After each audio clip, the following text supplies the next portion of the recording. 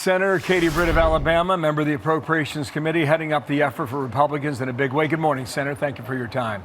Hey, thank you for having me. I know the White House and Republicans have given some ground, but the issue of the ban on masks is still something that Democrats are holding firm on.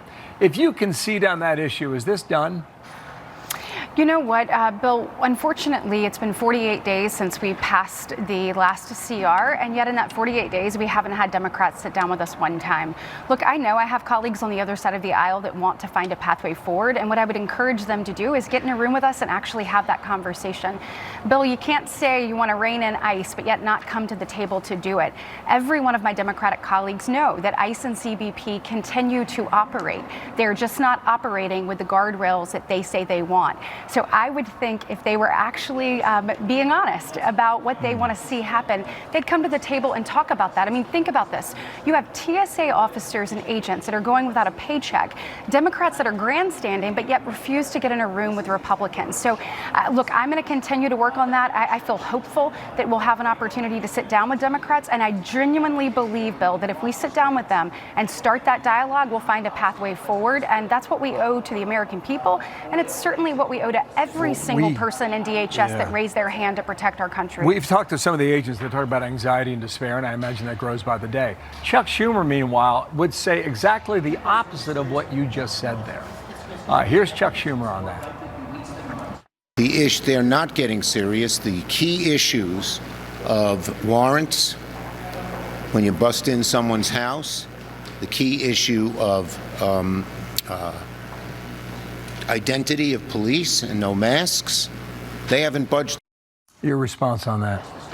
Yeah, just simply not true. And we would love to sit down with Chuck and have a conversation about a pathway forward. Look, I think it's really rich that we have all of these senators and all of these congressmen that refuse to get in a room and talk about a pathway forward to pay the people of Homeland Security, but yet they're taking a paycheck themselves.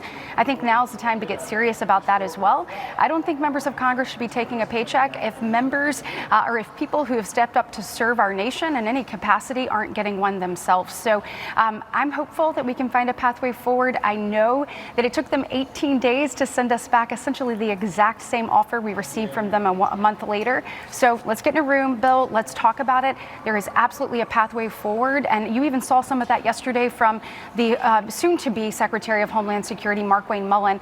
I think he laid out a number of things where he talked about cooperation. He talked about empowerment of local law enforcement officers. Look, we are serious about this from the top down. The directive is coming from the president. He wants secure borders. He wants safe streets. He wants us to enforce our law, and he wants us to do it the right way. You've seen Tom Homan lead consistently, and I am telling you, if we get in a room and have a conversation, I am very hopeful about what we can achieve. Okay, you mentioned Markwayne Mullin. He's answering a lot of questions this week. Again today, here's what he said yesterday. We have to get DHS funded. We have to. My friends, we have to set the partisan side down. And we have to realize that we're putting our homeland and the peace of mind at risk for the American people. Sometimes it's political theater, sometimes it's true differences. But what we do know is that we're playing with fire. Jay Johnson was on Fox and Friends earlier today. He worked for Democrats, too, in Washington. He said you got to fund the Department of Homeland Security.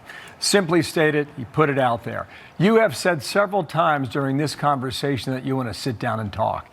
Is there anything on the calendar to get that done?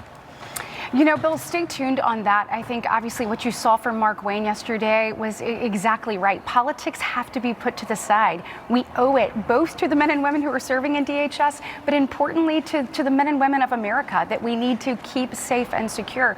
We know there are heightened threat levels across our nation, and we've seen that come to fruition. It is absolutely a dereliction of duty for us to not get in a room and actually trying to find a pathway forward. So, Bill, stay tuned because I am on that. I am trying my hardest. I got you. And I hope that we'll get there. Stay tuned is like a standby for me. That's what I hear.